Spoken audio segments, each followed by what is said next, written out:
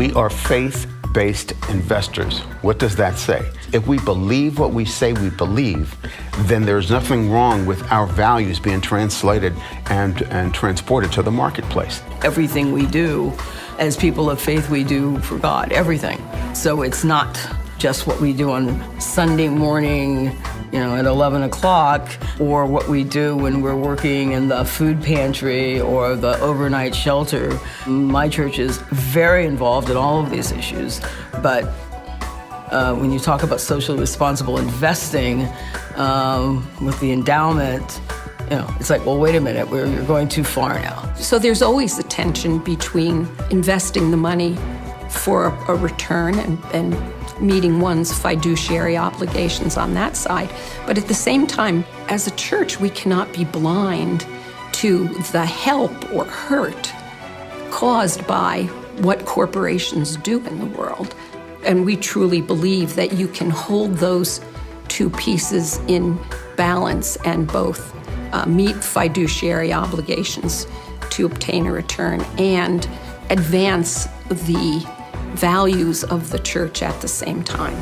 We need to expand. There are faith communities out there today who are not actively engaged with companies. So we need to make sure that the spirit and the passion of the 70s when corporate engagement was first started continues into the future.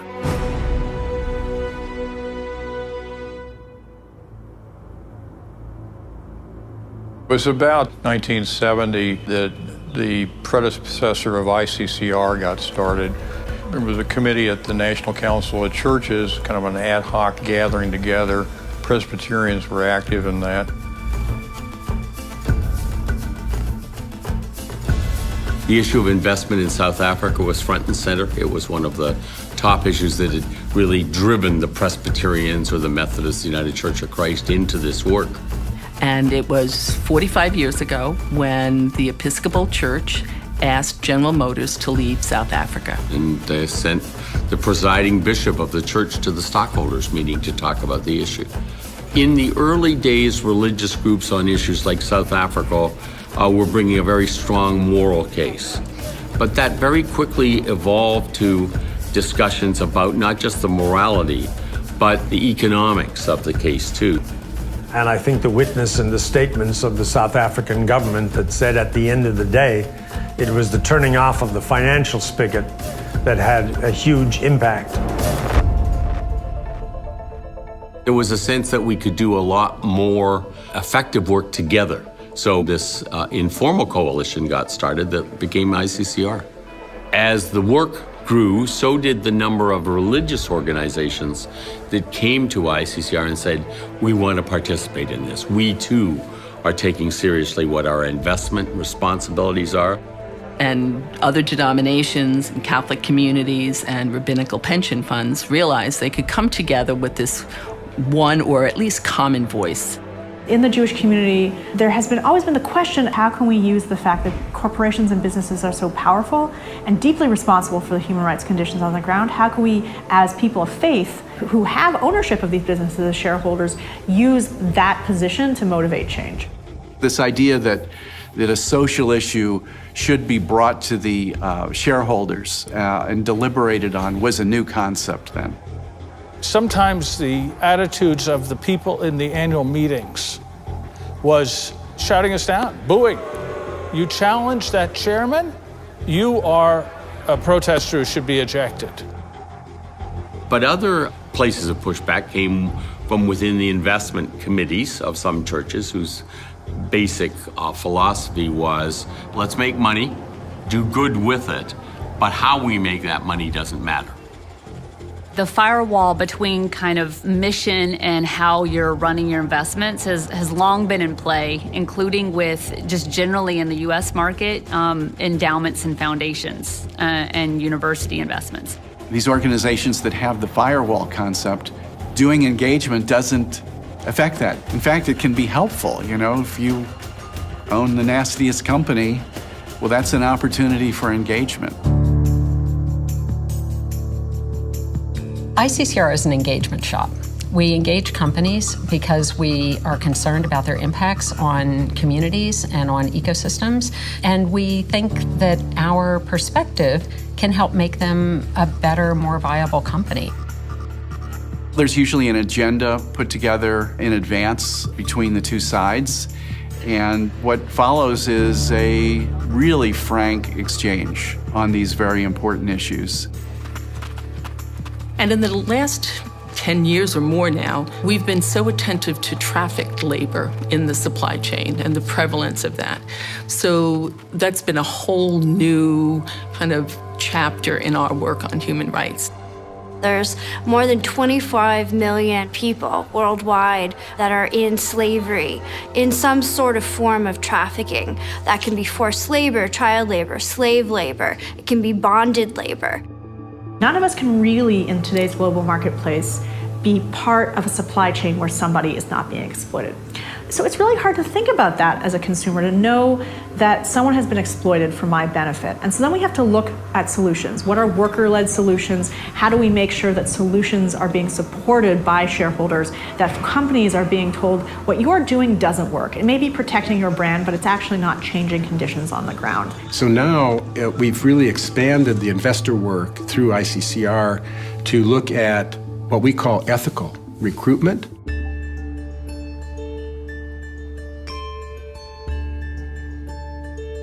The Fair Hiring Initiative is a social enterprise that seeks to promote ethical cross-border recruitment, to eliminate issues of modern-day slavery, human trafficking, and forced labor in global workplaces. So now we have our program where we're getting the large companies to adopt, no fees for workers so that employers pay, written contracts at the point of recruitment, and then the third one, they should never have their confiscation of passports, personal papers, which means no freedom of movement from that factory or farm. And for us, we need advocates like that. We need strong advocates among corporations to build the case, right? And they have a lot of clout with these corporations. People like Coke, people like Nestle, people like Walmart, they listen to ICCR. All of these workers, they go out because they want to support their families, support aging parents, support children, send their brothers and sisters to school, build a house, all of these things. If you are able to keep every cent that you earn, and that's what our workers are able to do, then the dream that they had when they first set out for a job abroad, they're more likely to achieve it. For the workers that we send out, we make that dream, it's something that they can really see and visualize in the horizon, because they get every cent that they earn. They work hard, but they get their money.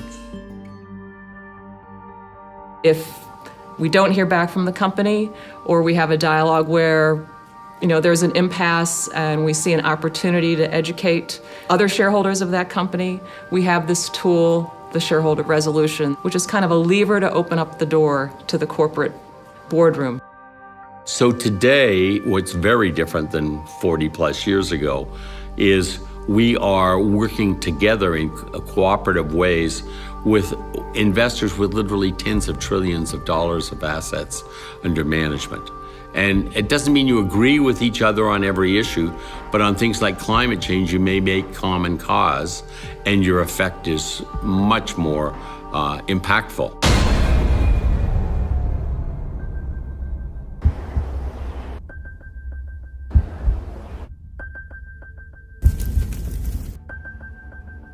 The work of ICCR really started in the late 80s when we started really studying the issue, understanding that climate change, when it was moving so quickly, that the poorest of the poor on this planet were going to be most affected. The people who least contributed to the problem were going to be right at the edge of the disasters.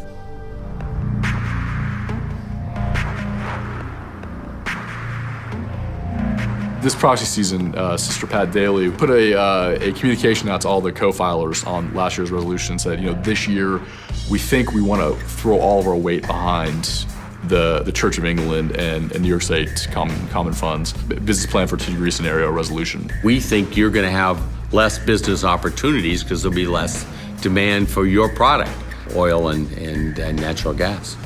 And so we're asking them to make a concerted study of that and what its implications are for the company.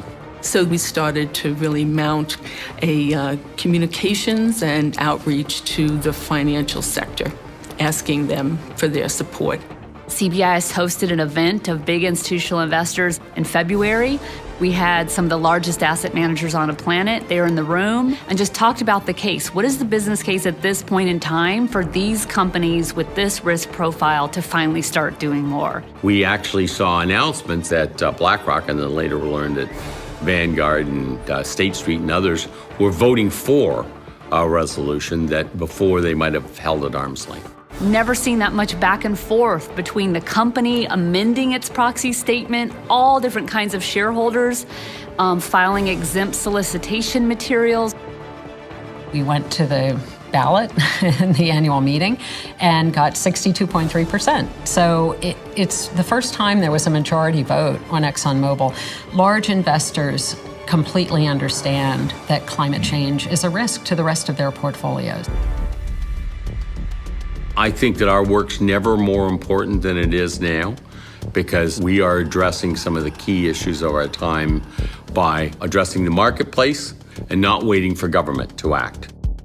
ICCR members really pioneered, really invented these strategies of engaging with companies, of dialoguing with companies and trying to move them on their social and environmental impacts. Fast forward to today, where the regulatory structures are really collapsing, we feel that it's more urgent than ever for investors to be pushing companies to maintain a high road. So we've launched the Investor Alliance for Human Rights, which is a collective action platform for investors globally to get together to really build leverage with companies, but also with policymakers on critical human rights issues. It provides a more significant presence in the public debate, whether it's at the UN or in Congress or the European Union, on some of these issues, and able to marshal, a much more substantial group of advocates for that. The new Investor Alliance is really meant to enable ICCR to do more rapid response. These days, we know that with the constant turmoil that we face on human rights issues, we often need to work faster and engage with companies differently. So the new Investor Network is meant to answer those questions. So what that means is we're going to be able to respond both to company impacts that happen that affect human rights, but also to urgent policy issues like the immigration crackdown by the current presidential administration, to really make an investor response to talk about why we think as long-term investors this has a detrimental impact on businesses and on sectors. And also bring new people into ICCR who aren't the traditional faith-based investors, to enable them to also use their shares as institutions to be able to represent their values. Many organizations, including most Jewish organizations with shares, there's a dividing line between mission and assets. And as we try and encourage shareholders to do more with their assets, we also have to provide them with other opportunities for engagement. To this point, we have investors with nearly $3 trillion in assets under management signed onto this alliance, so we really think that we're going to be able to have an impact here.